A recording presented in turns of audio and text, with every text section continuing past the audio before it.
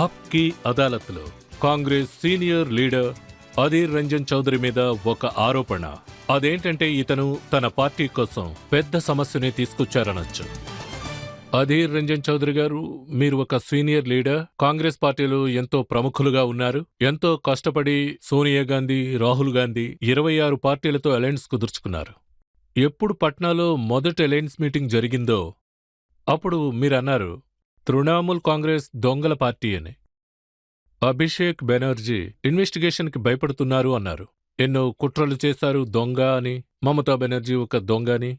అయినా కూడా ఆ పార్టీతో అలయన్స్ కుదుర్చుకున్నారు. మరి వాళ్ళని ఎందుకు దొంగలన్నారు? నేను ఇవాళ మీకు వివరంగా చెప్తాను. అదేంటంటే పాట్నా విషయం వేరు, కలకత్తా విషయం వేరు. ఎందుకంటే ఆ టైంలో మన ఎలక్షన్స్ అప్పుడు జరుగుతూ ఉంది. ఎలక్షన్లో చాలా విషయాలు మారిపోతాయి. ఇంకేంటి, పార్టీని, బెంగాల్ని కాపాడడానికి మన బాధ్యత కదా. కానీ మీరు మమతా బెనర్జీ గురించి చెప్పినప్పుడు మమతా బెనర్జీ మోదీ బ్రోకర్ అని, చూడండి ఆవిడ పొజిషన్ ని తక్కువ చేయడానికి మోడీతో బేరం చూడండి కుదుర్చుకున్నారన్నారు. నేను ఒక విషయం చెప్తాను, బాగా వినండి. అదేంటంటే ఆ, నేను ఒక పార్టీ యొక్క నాయకుడిగా ఉన్నాను. ఆ తర్వాత ఇది ఒక దారుణమైన పరిస్థితిలో కాంప్రమైజ్ చేసే సిచ్యువేషన్ తయారవుతుంది. దాని పేరే ఇండియా. తర్వాత ఇండియా యొక్క ఈ అందాన్ని చూసి మోడీ గారు కాస్త భయపడిపోయారు. అప్పుడు నేనేమనుకున్నానంటే ఆయన టెన్షన్ పెంచుదాం అనుకున్నాను. అందువల్ల నాకేమనిపించిందంటే ఈ సమస్యలో ఇంకొంచెం ప్రెషర్ వేస్తే బాగుంటుంది అనిపించింది. కొద్ది రోజుల క్రితం మీరన్నారు పంచాయతీరాజ్ ఎలక్షన్లు బెంగాల్లో జరుగుతున్నప్పుడు హింసాత్మక సంఘటనలు జరుగుతాయని, అవును, బాంబ్స్ వేస్తారు, విసిరారు. మీ పార్టీ వాళ్లను కొట్టారు, ఆ, చాలా మందిని హత్యలు చేశారు, అవును. ఇళ్లలోంచి లాక్కొచ్చారు. అవును. ఇప్పుడు అవన్నీ సర్దుకున్నాయి. లేదు, ఏది సరవలేదు. ఇలా చూడండి, ఇదంతా ఆ లోకల్ వాళ్లే చేస్తారు. అందుకని అంతా సరైపోయిందని అర్థం కాదు. కానీ నేను మీకు విషయం చెప్పాలనుకుంటున్నాను. చూడండి, కొలనికి నదికి చాలా డిఫరెన్స్ ఉంది. ఎందుకో చెప్పండి. నాకు సంబంధించేది కొలం లాంటిది. మన దేశం మనకి చాలా ముఖ్యమైనది. కొలం కన్నా ఎక్కువ అవసరమయ్యేది నది మాత్రమే. అందువల్ల నేను చెప్పాల్సింది చెప్పేశాను. ఇప్పుడు నేను మార్చి చెప్పానని చెప్పను. నేను ఏది దాచిపెట్టి మాట్లాడను. నాకు అది నచ్చదు. ఉందో లేదో ఏదైనా సరే మాట్లాడేస్తాను. ఇప్పుడు సిచ్యువేషన్ ఉంది చూడండి, అది నిజంగా చాలా స్ట్రాంగ్గా ఉంది. దాన్ని మెయింటైన్ చేద్దాం.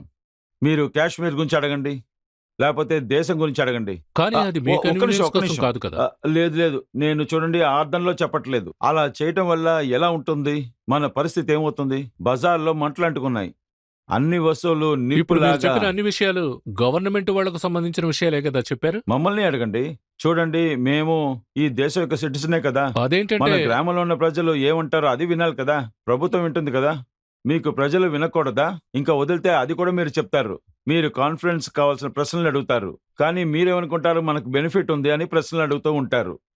కానీ నిజం అది ఏంటంటే సార్, మీరు చెప్పిన మాటలన్నీ నేను మీకే జ్ఞాపకం చేస్తున్నాను. అరే, ఇది నా ఉద్దేశం కాదు. లేదు లేదు, నేను అలా చెప్పలేదు. లేదు, అది చూడండి, పాత నేను విషయం ఏం కాదు. చెప్పాలంటున్నానంటే, లేదు, బాగా వినండి, నేనేమంటానంటే నేను ఏం చెప్పాలనుకుంటున్నానంటే ఈ విషయం గురించి డిస్కస్ చేస్తున్నాం. ఖచ్చితంగా అవుతుంది. సార్, ప్రభుత్వం దానికి అంగీకరించాలి కదా.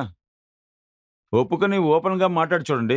అన్ని సమస్యల గురించి ఖచ్చితంగా మాట్లాడదాం. మాట్లాడొచ్చు. కానీ నేనేమంటానంటే నేను చెప్పేది మీ నవ్వుకి కారణం మీ దగ్గర సమాధానం లేదని. ఖచ్చితంగా అలా కాదు.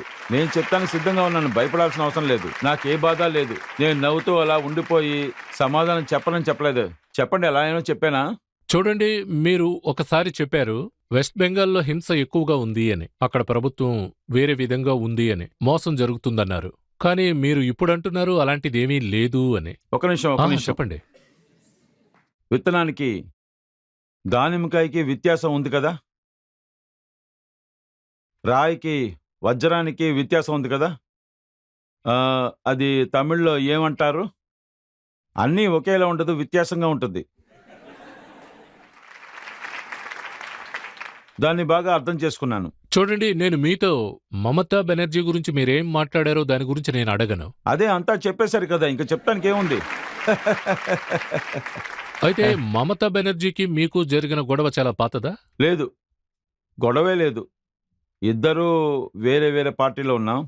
సో వ్యత్యాసం ఉంటుంది కదా, అంతే.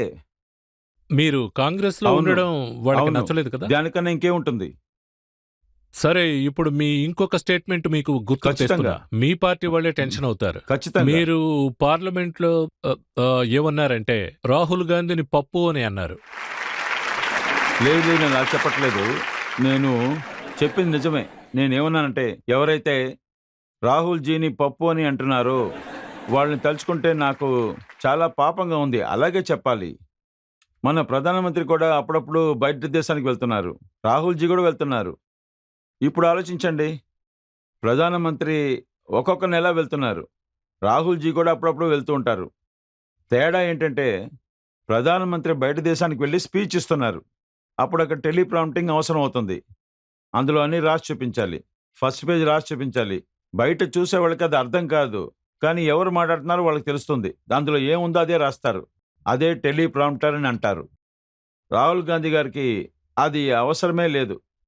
అది ఆక్స్ఫర్డ్ అయినా సరే, స్టాన్ఫోర్డ్ అయినా సరే, అది ఏ చోటైనా పర్వాలేదు. అదేంటంటే రాహుల్ గాంధీ బయట దేశానికి వెళ్ళినప్పుడు టెలిప్రాంప్టర్ లాంటివి ఎలాంటి విషయమో అవసరం పడలేదు. రాహుల్ గారు మామూలుగానే తన ఇష్టానుసారం మాట్లాడతారు. కానీ మన దేశం యొక్క ప్రధానమంత్రి ఆయనకు ఒక టెలిప్రాంప్టింగ్ అవసరం అవుతుంది. దానికి మించి రాహుల్ గాంధీని పప్పు అంటున్నారు. ఇప్పుడు మీకు అర్థం ఏంటుంది అనుకుంటున్నాను. ఆ అర్థంలోనే నేను అడిగాను. నేను నా మనసులో తోచింది బయటకు చెప్పాను అంతే. అంటే మీరు పప్పు అని అనలేదా? మీరు అర్థం చేసుకోండి. ఎందుకని రాహుల్ గాంధీ గారిని పప్పు అనాలి? దాన్నే నేను అర్థం చేసుకోవడానికి ఇంకొక ప్రయత్నిస్తున్నాను. ఆరోపణ కూడా ఉంది. ఉండండి. వాళ్ళు ఎందుకు పప్పు అని అంటున్నారు? దానికి మొదట అర్థం చెప్పండి. అప్పుడేగా చెప్పగలం దాన్ని ఎందుకు చెప్పకూడదని. అది బీజేపీ వాళ్లే అన్నారు. నా పనే మిమ్మల్ని ప్రశ్నలు అడగడం కదా. తరువాత మీరు చైనా గురించి ఒక ట్వీట్ పెట్టారు. మీరు ఏమని పెట్టారంటే be careful China, Indian forces know how to defeat. ఇది మీకు జ్ఞాపకం ఉందా? ఎప్పుడు పెట్టారో? పార్టీ వాళ్ళు కూడా ఇది తప్పు అని మీతో అన్నారట కదా. ఆనంద్ శర్మ స్టేట్మెంట్ కూడా నా దగ్గర లేదు, ఆ విషయమే వేరు. నేను ఏమన్నానంటే ఇలాగే వదిలేస్తే చాలా ప్రమాదం అని అన్నాను. అంతే, ఆ సందర్భం లాంటిది. కానీ లేదు, అది మీకు కష్టంగా లేదు. లేదు. ఆనంద్ శర్మ అన్నారు, లేదు, మీరు అలాగేం మార్చి లేదు, అలాగేం మాట్లాడారు లేదు. అన్నారు. అదేంటంటే ఆయన ఇప్పుడు ఏమన్నారంటే లోక్సభ లీడర్ అధీర్ రంజన్ చౌదరి చైనా అవునవును, ఆయన సరిగ్గానే చెప్పారు. నా వ్యూహాన్ని నేను చెప్పాను. నేనేమన్నాను, చైనా పెద్ద తలనొప్పిగా ఉంటుంది అన్నాను. అది తీర్చని తలనొప్పిగా ఉంటుంది అంతే. ఇప్పుడు చూడండి, లడాఖ్లో సమస్య ప్రారంభమైంది. తర్వాత ఏం చేస్తారో తెలియదు. ఇదే కదా నేను మీరు చెప్పడం ఏం చెప్పారు. తప్పు? నేను నా వ్యూహాన్ని చెప్పాను. నాకేమనిపిస్తుందంటే అది ప్రమాదం అనిపించింది నాకు. చైనా మనకి పెద్ద ప్రమాదం, అందుకే చెప్పాను. ఇప్పుడు లడాఖ్లో ఏ సమస్య లేదు. మన అరుణాచల్లో ఇప్పుడు మన స్థలాన్ని పగలగొట్టి చైనా ఒక గ్రామాన్ని తయారు చేసి ఉండదు. నాకు అది అనిపించింది, నేను అదే చెప్పాను. ఆ ప్రమాదం మన తల మీద వేలాడే కత్తి లాంటిది. రియాక్ట్ అవ్వద్దా? లేదు, ఒక్క నిమిషం నేనేమంటానంటే చెప్పేది వినండి. ఎందుకు మీరు ఆగండి, టెన్షన్ ఆగండి. ఏం అవుతున్నారు? చెప్తున్నానంటే ఇది నా ఇండివిజువల్ ఫీలింగ్. నేను అదే చెప్పాను. ఇది నాకు తోచిన అనుభవం. ఇప్పుడు కూడా నా అనుభవం చాలా ఉంది. కానీ చాలా మంది అని ఒప్పుకోరు. ఆ టైంలో నాకు తోచింది మాత్రం నేను చెప్పాను. అది నా ప్రాపర్టీ, నా ఇండివిజువల్ ఒపీనియన్, నా ప్రాపర్టీ. చైనా లడాఖ్లో 2000 స్క్వేర్ ఫీట్లో మన స్థలాన్ని వాళ్ళు ఆక్రమించి పెట్టారు. 1,00,000 కాదు, 300 పైన గ్రామాలను పట్టుకున్నారు. మనకది ప్రమాదంగా మారింది. సిక్కిం, అరుణాచల్, ఆ తర్వాత లడాక్, ఒక్కొక్క చోటు. అరుణాచల్ నుంచి లడాక్ దాకా ఆ ప్రమాదం జరుగుతూనే ఉంది. అందుకే అలా రాస్తున్నాను. ఎందుకంటే చాలా ప్రమాదం. అదేంటంటే పెద్ద ప్రమాదమే. చెప్పండి, అందులో ఏం తప్పు? మా పార్టీలో ఎవరికైనా తోస్తే ఇది పార్టీని యొక్క ఒపీనియన్ కాదు, ఒక మనిషి యొక్క అనుభవం అయితే అలాగే ఉండనివ్వండి. ఆగండి, మా పార్టీ లిబరల్ పార్టీ. నా మనసులో నాకు తోచింది చెప్పానంతే. మీకు చాలా ఎక్కువ కోపం అనుకుంటా. మా యాంగ్రీ మ్యాన్ అమితాబ్ బచ్చన్ జీ లాగా మీరు ఆ కోపాన్ని ఎలా కంట్రోల్లోకి నీళ్లు తీసుకొస్తారు? తాగేస్తాను.